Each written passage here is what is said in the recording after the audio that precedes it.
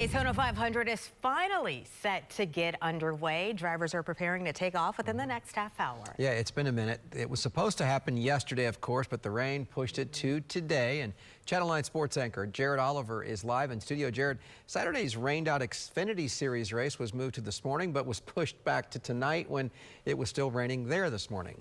Yeah, exactly. Drivers at this level, well, they're all about routine, but as we've seen over the last several days, it can be hard to follow one when you really don't know what to expect. Originally, the Xfinity Series was scheduled for Saturday around 5 o'clock. NASCAR officials decided to move the race to 11 this morning. The track still wasn't dry enough, so now it's scheduled to start after the Daytona 500, which is set for 4:30. The sun is out, so we should be good to go for that. You can see plenty of people out there hanging out. A couple of drivers spoke to us earlier in the week and explained the challenges of dealing with so many changes. From the standpoint of getting ready, you know, it is what it is. We all have reps with rain showers and the implications that throws out at a race. Just for me, it hurts my heart for the sport. You know, this is our biggest race. This is the one everybody wants to watch, and to have it rain delayed or postponed, you know, I love the sport. It just hurts my feelings that we don't get to shine like we should.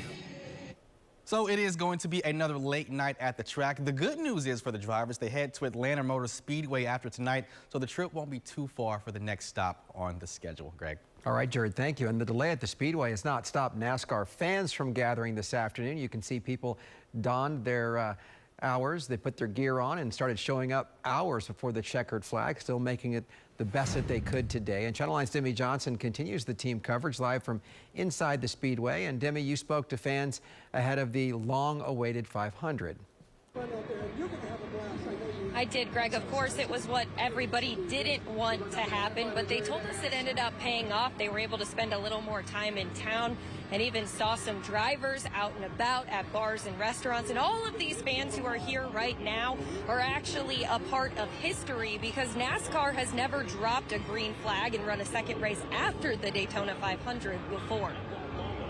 Race fans didn't let a little rain ruin their fun, even after finding out the Daytona 500 would be pushed back a day. Made up with seeing all the drivers out in public and realizing that they're human too. They got to eat, they have fun with their families. Many took the time to visit Daytona Beach bars and restaurants where they ran into drivers and other NASCAR figures. Kyle Larson, Kyle Busch, who else?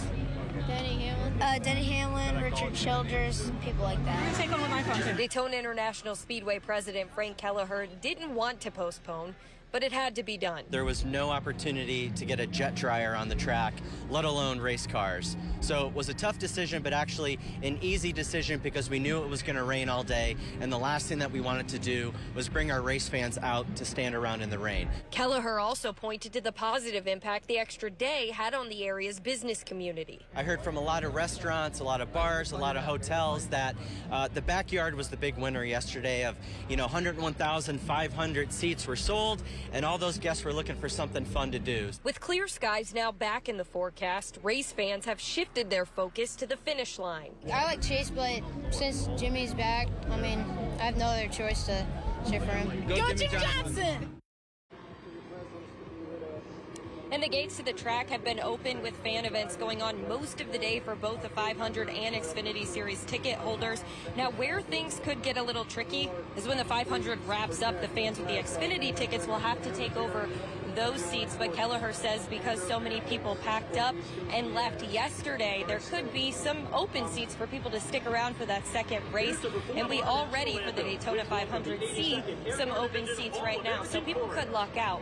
For now, reporting live from inside Daytona International Speedway, Demi Johnson, Channel 9 Eyewitness News.